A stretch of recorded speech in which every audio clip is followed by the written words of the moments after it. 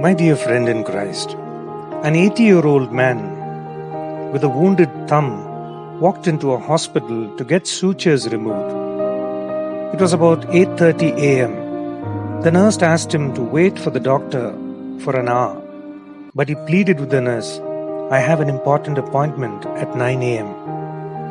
Please arrange for a doctor urgently." Looking at his desperation, she arranged for a doctor and had the sutures removed. She then asked, "What was the urgency?" And he replied, "I have to have breakfast with my wife at 9 a.m. She inquired, "Would she be angry if you were late?" With tears welling up in his eyes, he told the nurse, "No, she no longer recognizes me as her husband. She is suffering from Alzheimer's disease for the last 5 years. You know, it's a kind of disease where she has lost her memory. She has been at a nursing home ever since." Then the nurse asked, "If she doesn't recognize you, then how does it matter?"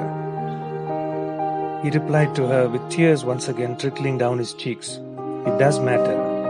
She is still my lovely wife, and I recognize her and the love that she showed me all these years." My dear friend in Christ, at the matrimonial service at church, the bride and bridegroom make a promise to each other. "I take you as my husband or wife. I promise to be true to you in good times and in bad, in sickness and in health. I will love you and honor you all the days of my life."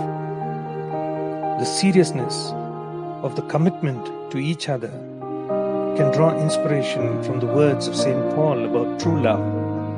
Love is patient. Love is kind. Love is not boastful or arrogant or rude.